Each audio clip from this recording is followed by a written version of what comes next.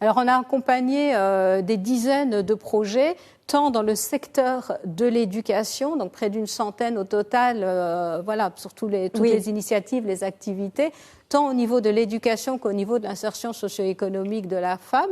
Alors au niveau de l'éducation, je pense que notre fierté aujourd'hui, c'est le fait d'avoir réussi à développer un vrai modèle qui a démontré ses preuves de transformation des initiatives communautaires en vraies écoles préscolaires performantes et parfaitement insérées dans leur environnement, au point que ces écoles, une fois que ces communautés ont été accompagnées, elles-mêmes vont ensuite aller transmettre effectivement les acquis, les compétences et leur formation aux douars voisins. Donc il y a un vrai effet multiplicateur.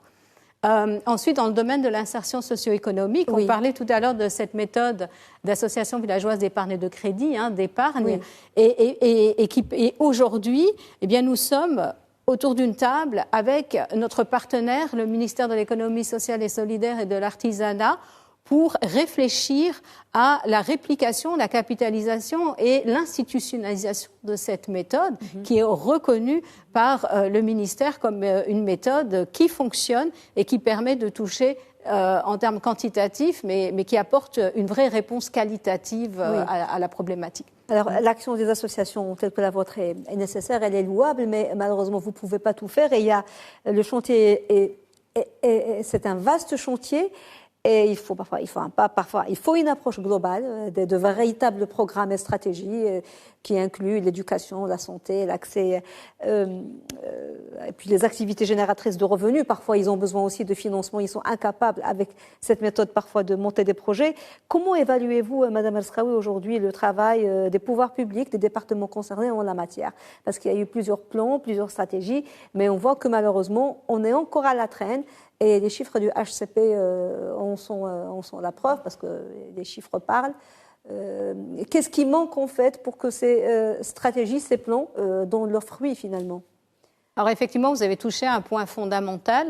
Je pense qu'aucun acteur aujourd'hui ne peut résoudre la problématique tout seul.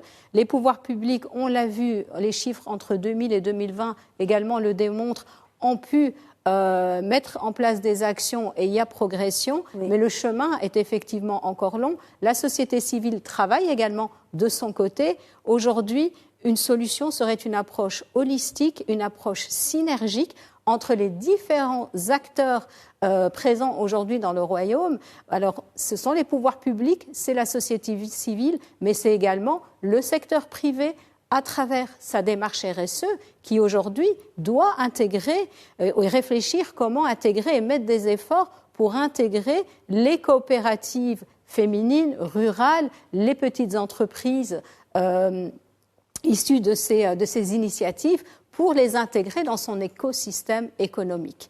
Voilà. Et bien sûr, les médias ont également le rôle à jouer tel que vous le faites aujourd'hui.